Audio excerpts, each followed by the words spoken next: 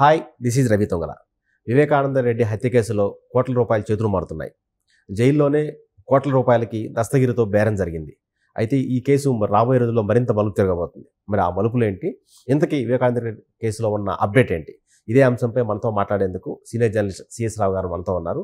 ఆయన అడిగి మరిన్ని వివరాలు తెలుసుకుందాం. సార్ నమస్కారం. సార్ నమస్తే రవి. సార్, ఈ వివేకానంద రెడ్డి కేసులో దస్తగిరి ప్లస్ ఈ కోట్ల రూపాయల ఇవన్నీ కొన్ని వార్తలు వినిపిస్తున్నాయి. ఏంటి సార్, ఇది నేపథ్యం ఏంటి? అసలు ఇది ఎందుకు సడన్గా ఇప్పుడు మళ్ళీ ఇంకోసారి పైకి వచ్చింది?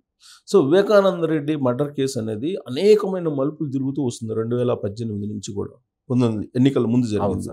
సో అది అనేక రకాల మలుపులు తిరుగుతూ కొంతమంది ఆల్రెడీ చనిపోవడం కూడా జరిగింది. సాక్షులు కొంతమంది చనిపోవడం కూడా జరిగింది. అవి చంపేశారా, లేకపోతే వాళ్ళు ఆత్మహత్య చేసుకున్నారా, లేకపోతే సాధారణంగా చనిపోయారా అనేది ఇప్పటివరకు తెలియదు. విచిత్రం ఏంటంటే ఆ కేసుని విచారిస్తున్నటువంటి సిబిఐకి సంబంధించినటువంటి సూపరింటెండెంట్ ఆఫ్ పోలీస్ హోదాలో ఉన్నటువంటి రామ్ సింగ్ మీద కూడా వాళ్ళు కేసు నమోదు చేయడం జరిగింది, కడప పోలీసులు. అవును. అంటే రామ్ సింగ్ మీద కేసు ఫైల్ చేశారు. ఆయన్ని అసలు అక్కడికి విచారణకు రానివ్వకుండా చేశారంటే ఏ స్థాయిలో ఇది మలుపులు తిరుగుతుంది అనే దానికి మనం ఒక ఉదాహరణగా చెప్పుకోవచ్చు. సో అయితే సుప్రీంకోర్టు వరకు వెళ్ళింది. సుప్రీంకోర్టు ఒక ప్రత్యేకమైనటువంటి కమిటీని వేసి ఆ విచారణ అధికారులు ఎవరెవరు ఉండాలనేది ఏర్పాటు చేసి ఒక టీంని ఏర్పాటు చేసి డెడ్ లైన్ పెట్టి నాకు ఇదిగో ఈ జూన్ లోపల, గత ఏడాది జూన్ లోపల నాకు ఇన్వెస్టిగేషన్ మొత్తం పూర్తి కావాలని చెప్పి ఆ తర్వాత మళ్ళీ దాన్ని ఎక్స్టెండ్ చేసింది. ఆ తర్వాత ఎక్స్టెండ్ చేసినా కానీ ఇప్పటి వరకు కూడా కేసుకు సంబంధించినటువంటి పూర్తి వివరాలు బయటకు రాల.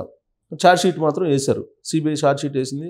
ఆ ఛార్జ్షీట్లో అవినాష్ రెడ్డి ప్రధాన నిందితుడు అని చెప్పి, ప్రధాన సూత్రధారి అని చెప్పి, వాళ్ళ నాన్న భాస్కర్ రెడ్డి ఉన్నారు అని చెప్పేసి నిందితుడిగా చేర్చి ఆయన్ని జైలుకి పంపించింది. అవినాష్ రెడ్డిని మాత్రం జైల్లోకి పంపించలేకపోయింది. అవును.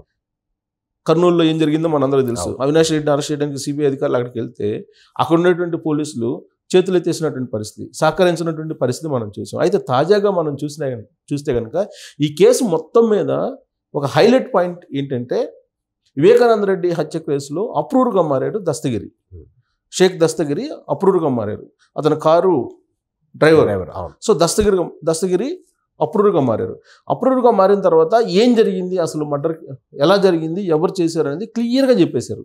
సో దీంతో చాలా క్లారిటీ వచ్చేసింది ఎవరు చంపారు అనేది.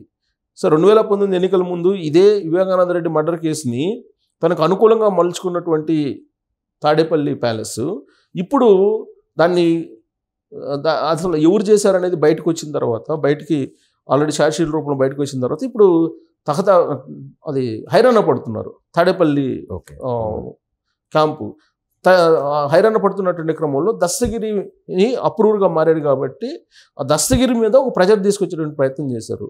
ఎందుకు? ఆల్రెడీ ఇప్పటికే వివేకానంద రెడ్డి పిఏగా ఉన్నటువంటి కృష్ణారెడ్డి అతనేం చెప్పాడు, ఆర్పి సింగ్ రామ్ సింగ్ మనం బెదిరించేసి ఇలా తప్పుదోవ పట్టించి వివేకానంద రెడ్డి మర్డర్ కేసుని వాళ్ళకి అనుకూలంగా చెప్పి అనుకూలంగా చెప్పమని చెప్పి మాకు ప్రెజర్ చేశాడు, మా మీద ఒత్తిడి తీసుకొచ్చారు, నేను అందుకే ఆ విధంగా చెప్పాల్సి వచ్చింది అని చెప్పి కృష్ణారెడ్డి చెప్పడంతో అది కొంత బలహీనపడిపోయింది. ఇప్పుడు అప్రూవ్గా మారినటువంటి దస్తగిరి కూడా సేమ్ అదే చెప్తే, రామ్ సింగ్ నన్ను ఒత్తిడి తీసుకొచ్చాడు అందుకే నేను అలా చెప్పాను అని చెప్పి కనుక చెప్తే ఆ కేసు కంప్లీట్గా క్లోజ్ అయ్యేటువంటి అవకాశం ఉంది. అందుకే ఇప్పుడు దస్తగిరిని ఇటీవల కాలంలో జైలుకి పంపించింది, కడప జైలుకి. ఎందుకు? ఒక యువతని ఇతను ఏదో కిడ్నాప్ చేశాడని చెప్పేసి అతని మీద ఒక కేసుని నమోదు చేసి అతన్ని కడప జైలుకి పంపించడం జరిగింది. కడప జైలుకి అక్కడ ఖైదీల ఆరోగ్యాన్ని చూసేటువంటి, పర్యవేక్షించేటువంటి డాక్టర్ చైతన్యారెడ్డి. ఎవరు ఈ చైతన్యారెడ్డి అని అంటే శివశంకర్ రెడ్డి, వివేకానంద రెడ్డి కేసులో ఒక నిందితుడు. శివశంకర్ రెడ్డికి సమీప బంధువు, దగ్గర బంధువు, రక్త సంబంధికుడు. సో ఇతను చెప్పిన దాని ప్రకారం, దస్తగిరి చెప్పిన దాని ప్రకారం ఈ చైతన్యారెడ్డి, డాక్టర్ చైతన్యారెడ్డి ఎవరైతే ఉన్నారో అతను ప్రెజర్ తీసుకొచ్చారు దస్తగిరి మీద. దస్తగిరి 20 కోట్లు ఇమీడియట్గా ఇచ్చేస్తాము, నువ్వు ఈ అప్రూవ్డ్గా మారినటువంటి నువ్వు బలవంతం చేసి రామ్ సింగ్ నాచా చెప్పించాడు సిబిఐ అధికారి, ఇన్వెస్టిగేషన్ అధికారి అని చెప్పి నువ్వు కోర్టులో చెప్పు.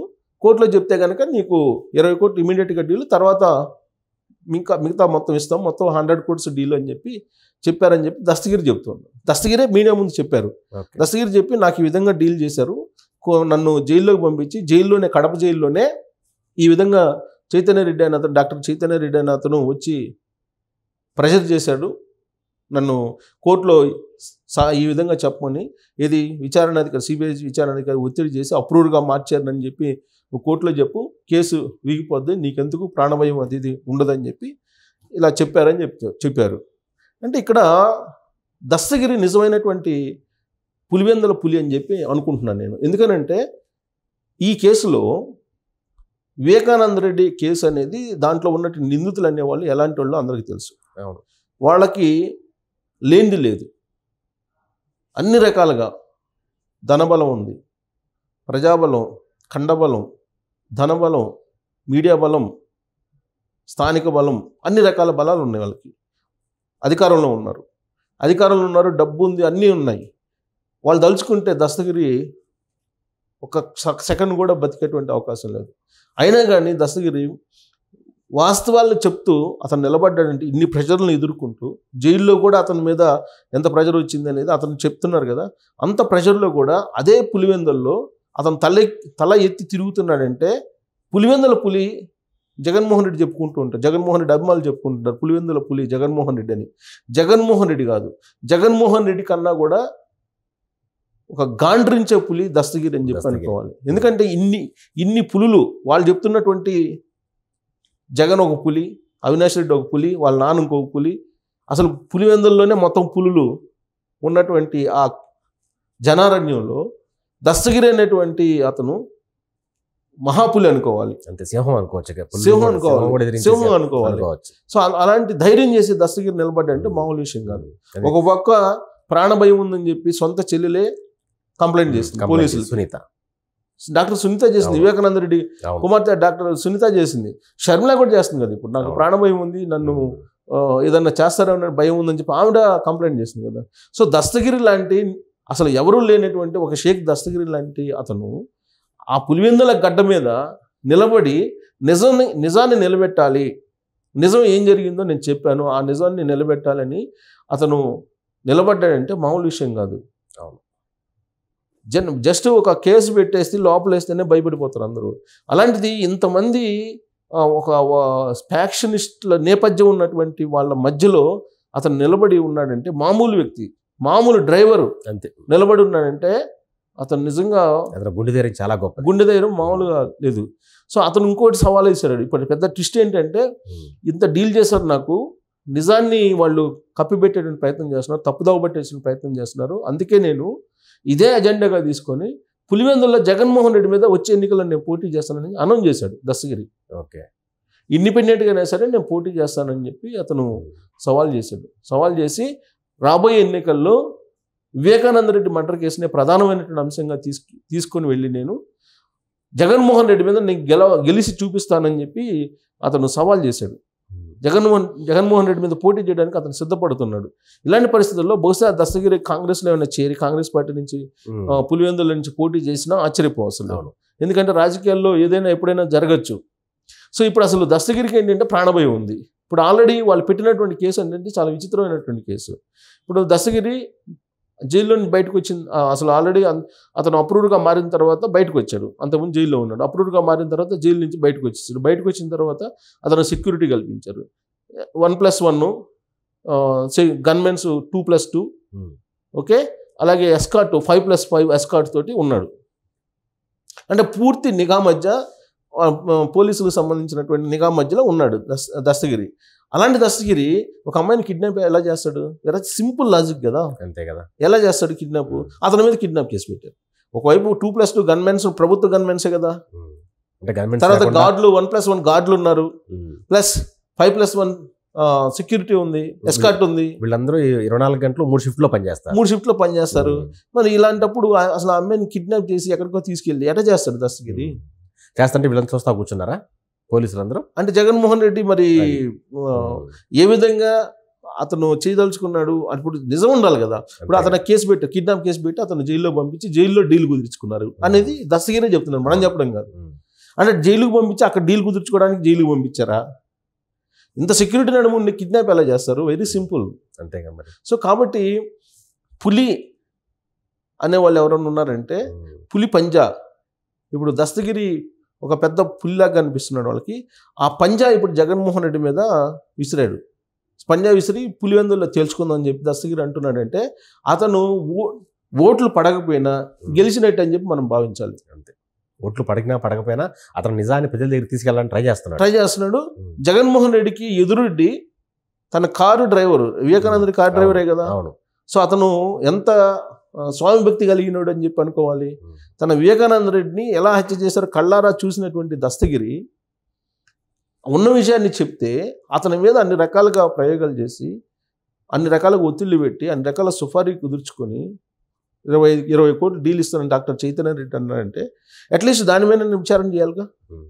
నిజమా అవుతుందా అని చెప్పి జైలు అధికారులు విచారణ చేయాలిగా, దాన్ని కూడా పట్టించుకోవాలా. దస్తగిరి చెప్పాడు కదా, అవును, ఆన్ రికార్డ్ చెప్పాడు దస్తగిరి. చెప్పినప్పుడన్నా దాని మీద విచారణకు ఆదేశించాలి కదా. అసలు నిజమా అవుతుందా, అసలు ఆ చైతన్య రెడ్డి ఏ టైంలో వచ్చారు, ఎప్పుడు వచ్చారు, దస్తగిరిని కలిశాడా లేదా, అటు సీసీ కెమెరాలు అన్నీ ఉంటాయి కదా, కనీసం అదన్నా చేయాలి కదా.